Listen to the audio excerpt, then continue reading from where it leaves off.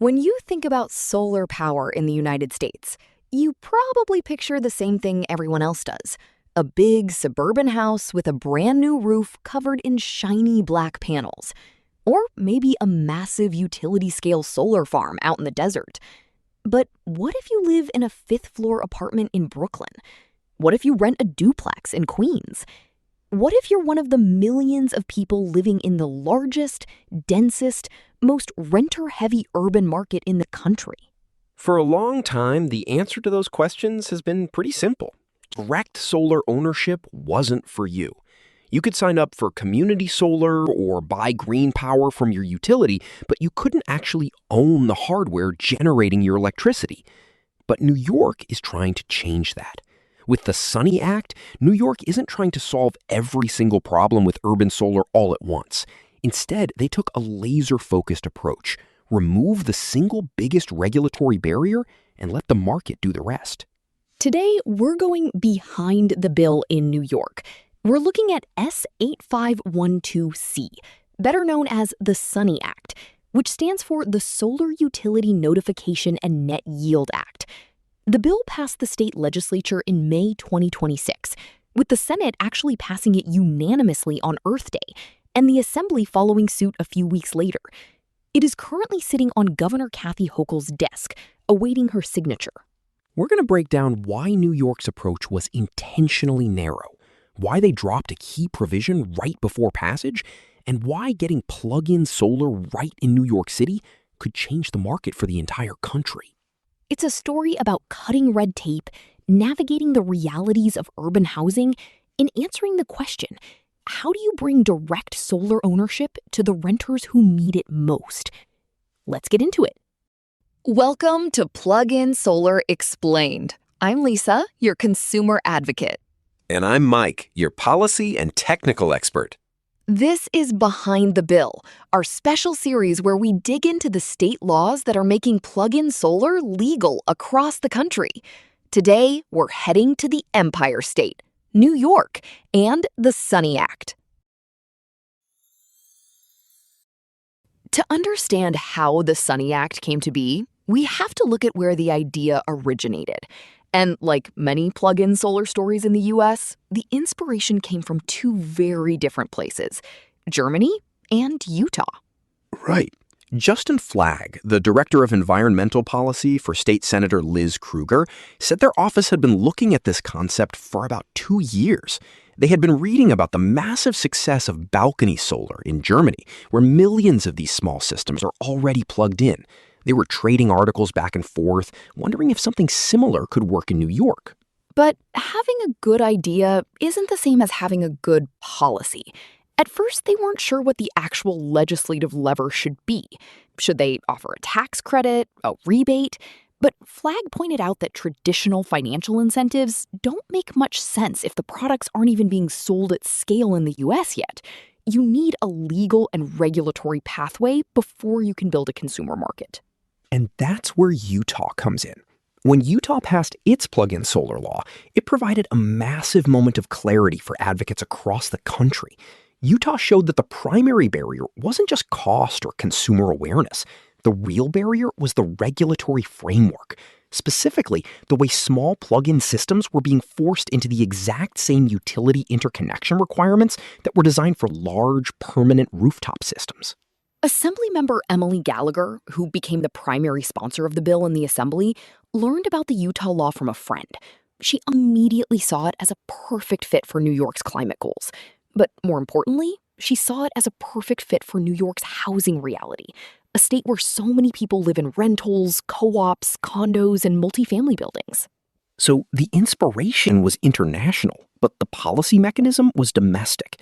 Utah proved that a U.S. state could actually create a legal carve-out for these devices, and that gave New York the blueprint it needed to start moving. Let's talk about that housing reality, because it is the defining feature of the New York market. This isn't a state where everyone has a sprawling suburban roof. Not at all. New York has nearly 4 million renter-occupied households. That's about half of all households in the state. And in New York City, that percentage is obviously much higher. For these residents, traditional rooftop solar simply does not work. You don't own the roof, you don't have the authority to drill holes in it, and you certainly aren't going to invest tens of thousands of dollars into a permanent fixture on a building you don't own. Assemblymember Gallagher framed this bill as something that is actually quite rare in climate policy, an affirmative, consumer-facing idea. So much of climate policy is about telling people what they can't do. We're banning gas stoves, we're regulating emissions, we're stopping fossil fuel expansion. Those things are important, but they can feel restrictive. Plug-in solar is the opposite. It's an invitation. It offers people a way to actively participate in a technology they can see, touch, and own. Gallagher emphasized that this visibility story is just as important as the kilowatt-hour story. A small solar device on a balcony or a deck gives a resident a direct connection to clean energy. And that directness really matters. New York already has community solar programs and utility green power options, but those can feel abstract. You might wait on a list or deal with confusing billing credits or worry about whether the green energy marketing is actually a scam. But when you buy a plug-in solar panel, set it up on your balcony, and plug it into your wall, you know exactly where that power is coming from. It makes decarbonization participatory. It's not just the utility changing the grid behind the scenes, it's the resident actively generating their own power.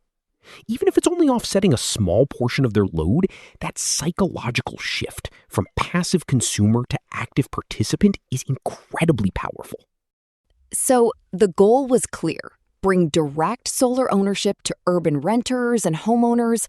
But how do you actually write a law to do that? The strategy New York chose was intentionally and brilliantly narrow. Right. When Assemblymember Gallagher and Senator Kruger's offices started drafting the Sunny Act, they faced a classic legislative dilemma. Do you try to solve every problem at once, or do you pick one battle and win it? They could have tried to write a massive, comprehensive omnibus bill. They could have tried to mandate landlord approval processes, rewrite local municipal building codes, force strict co-op boards to accept visible panels, and redesign public housing rules from the ground up all in one go. But if they had done that, the bill likely would have died in committee. Every new mandate brings a new lobbying group to the table to oppose it. The real estate lobby, the landlord associations, the municipal code enforcement officers.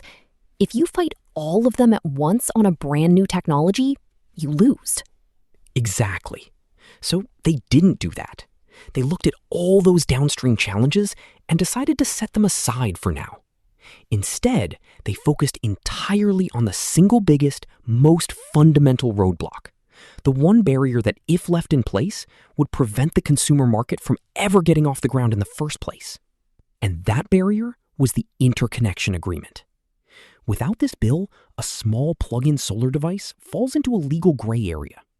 Technically, a utility could demand that a consumer go through the exact same interconnection process used for a large rooftop solar project.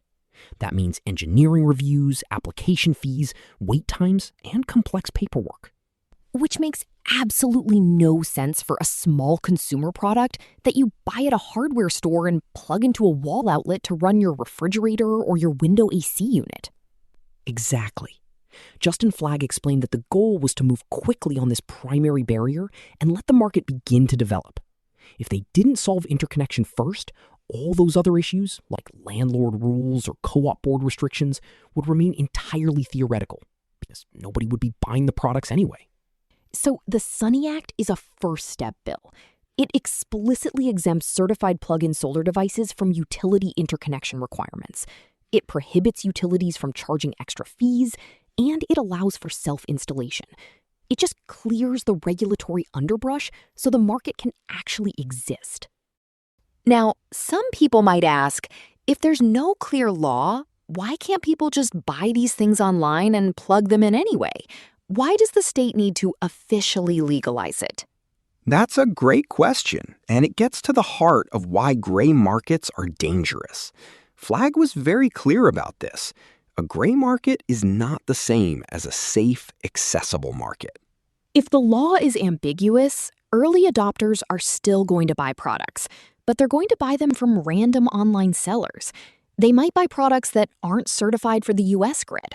They might use informal, unsafe installation practices. And on the flip side, reputable manufacturers and national retailers are going to stay away. A major hardware chain isn't going to stock a product if they aren't sure it's legal to use in that state. A high-quality manufacturer isn't going to invest in New York-specific distribution or marketing if the regulatory environment is murky. So by passing the Sunny Act, New York is sending a massive, flashing neon signal to the market. It tells manufacturers, national retailers, and everyday consumers, we are open for business. Here are the rules.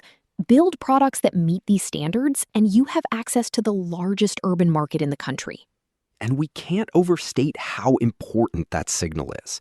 If a small state passes a law, a manufacturer might say, that's nice, but it's not worth retooling our production line. But New York has 20 million people. It has nearly 8 million households. When a market that size says, we want this product, the global supply chain listens. That market signal is the whole point. If New York City enters the plug-in solar movement, manufacturers suddenly have a massive financial incentive to build compliant products, refine their designs for urban environments, and serve U.S. consumers at scale. New York is big enough to move the entire national supply chain. You can't talk about new energy technology in New York City without talking about safety. And in New York, the safety conversation has a very specific, very local shadow hanging over it. You're talking about the e-bike battery fires. Exactly. Over the last few years, New York City has seen a tragic number of fires caused by unsafe, uncertified, or refurbished lithium-ion batteries used in e-bikes and scooters. So when lawmakers hear about a new electrical device that residents are going to bring into their apartments, their immediate reaction is, understandably, concern. Flagg noted that some legislators immediately associated plug-in solar with that e-bike battery problem. Even though plug-in solar is a completely different technology category, it's generating power, not storing it in dense chemical batteries. The association was there. The sponsors had to do a lot of education to separate the two in the minds of their colleagues. They had to explain the safeguards built into these systems. They talked about microinverters, touch-safe plugs, and anti-ice-lending behavior, which is the safety feature that ensures the panel instantly shuts off if the grid goes down, so it doesn't electrocute a utility worker trying to fix a power line. Assemblymember Gallagher worked closely with industry experts in appliance regulation and solar to ensure the bill relied on established safety standards. The devices have to comply with fire codes and be approved by an accredited testing laboratory, like UL. Gallagher also made a broader, very poignant point during this debate. She noted that renewable energy is often portrayed as uniquely dangerous or risky, while the daily, ongoing harms of fossil fuel use, the air pollution, the climate impacts, the gas leaks, are completely normalized. Her goal wasn't to ignore safety, but to create a realistic, balanced framework that treats certified solar appliances with the same rationality we apply to other household electronics. One of the most interesting moments in the legislative process was a compromise that happened right before the bill passed. It's a perfect example of how the legislative sausage gets made. Right. The original draft of the Sunny Act included a specific carve-out for systems under 391 watts. It would have exempted these very small systems from certain rewiring requirements, making them true plug-and-play devices right out of the box. But that provision didn't make it into the final bill. Why? According to Flagg, legislative leadership was uncomfortable with the legislature making highly technical electrical decisions. They felt that deciding whether a 391-watt system needs a dedicated circuit or not is a decision that belongs to the Code Council, or UL, or electrical experts, not state politicians. So the sponsors faced a choice: fight for the 391-watt carve-out and risk losing the entire bill, or drop the carve-out and secure the core victory on interconnection. They chose the latter. Flagg described interconnection as the North Star. If they didn't remove that barrier, nothing else mattered. They traded a broader first bill for a cleaner first step. That decision does have real-world consequences. It might slow down early adoption for the smallest systems because there is now more uncertainty about wiring codes and whether an electrician might be needed for certain setups, but it ensured the bill passed. The legislature cleared the biggest roadblock, and now they are handing the baton to the technical experts to figure out the rest. One of the biggest surprises in the New York story is who actually supported the bill. In many states, utilities fight plug-in solar tooth and nail. They see it as a threat to their revenue or a safety hazard or a grid management nightmare. But in New York, Con Edison, the massive utility that serves New York City, actually provided a letter of support for the Sunny Act. That is huge. How did that happen? Flagg said Senator Kruger's office engaged Con Edison proactively from the very beginning. The utility definitely had concerns, but the legislative team sat down and worked through them. They didn't treat the utility as an enemy. They treated them as a necessary stakeholder. And Gallagher noted that there was very little pushback on the actual feasibility of the technology.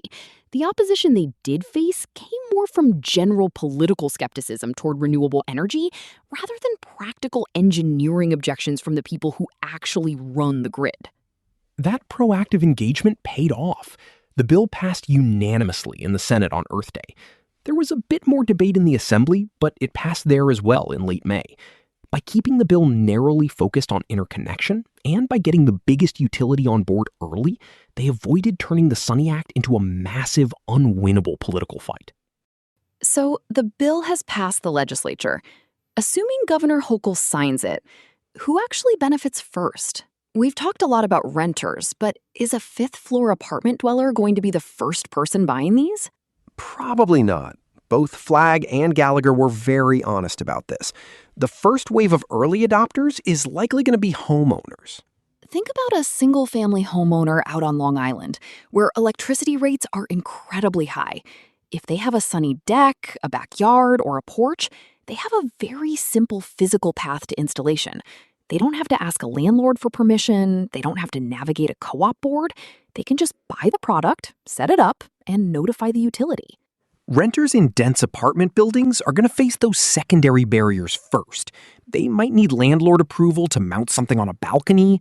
They might need to check their building's specific electrical codes. But that doesn't weaken the case for the bill at all.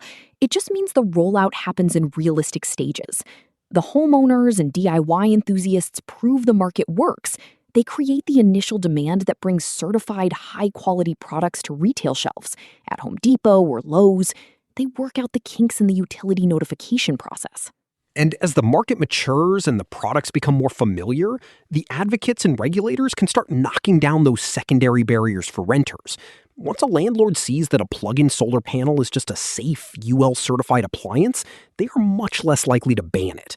But that normalization process has to start somewhere, and it usually starts with the people who have the fewest barriers to entry. Let's talk about the money. Because New York is an expensive place to keep the lights on. The average residential electricity rate is around 22.6 cents per kilowatt hour.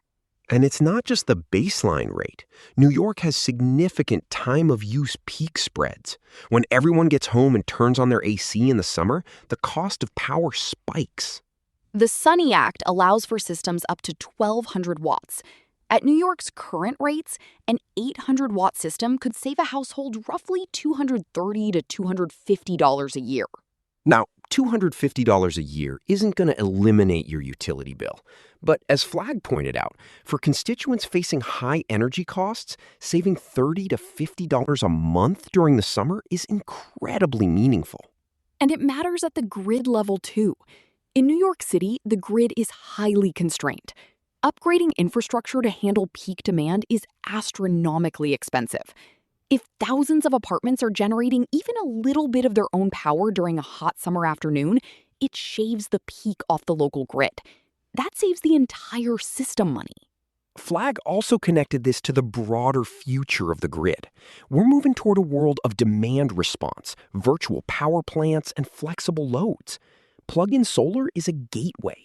It gets households used to the idea that they aren't just passive consumers of electricity, they are active participants in a dynamic, distributed energy system. As we wrap up, what are the big lessons from New York's approach? What should advocates in other states take away from the Sunny Act? The first lesson is focus. New York didn't try to solve every problem at once. They identified the single biggest regulatory roadblock, the Interconnection Agreement, and they wrote a bill solely to remove it. You have to clear the path before you can pave the road. The second lesson is about utility engagement. By bringing Con Edison to the table early and working through their technical concerns, the sponsors neutralized what is normally the biggest source of opposition. A letter of support from the local utility changes the entire political calculus of a bill. The third lesson is the importance of local context and safety education. In New York, that meant explicitly separating plug-in solar from the e-bike battery fire crisis. You have to know what your colleagues are afraid of, and you have to educate them on why this technology is different. And finally, New York proves that urban solar matters. By bringing the largest, densest city in the country into the plug-in solar movement, New York is sending a massive signal to the market. This technology isn't just for suburban backyards. It belongs on balconies, on brick facades, and in the heart of our biggest cities. Assemblymember Gallagher said it best. Plug-in solar gives people a way to move a desirable clean energy technology into their own lives, rather than waiting for the energy system to change around them. The Sunny Act isn't the final word on plug-in solar in New York, but it is the crucial first step. Let's get to the bottom line. Mike, what are the 3 key takeaways from New York's Sunny Act? Number 1, solve the biggest barrier first. New York intentionally avoided writing a massive, complicated bill. By focusing strictly on exempting these devices from utility interconnection requirements, they cleared the primary regulatory roadblock so a consumer market can actually begin to form. Number 2, urban markets move the needle. By opening up New York City, the most renter-heavy, dense housing market in the country, the Sunny Act sends a massive signal to manufacturers and retailers to build and stock compliant products for U.S. consumers. And number 3, compromise for the win. The sponsors dropped a 391-watt carve-out to appease legislative leadership who wanted technical decisions left to electrical code experts. It was a strategic trade. Sacrifice a broader first bill in order to secure a cleaner, successful first step. If you want to read the full text of the Sunny Act or see where plug-in solar bills are moving in your state, head over to pluginsolarus.com and check out the state tracker. And if you're in New York and want to see how much an 800 or 1200-watt system could save you on your Con Edison or National Grid bill, use the savings calculator on the site. Thanks for going behind the bill with us. We'll catch you next time on Plug-in Solar Explained.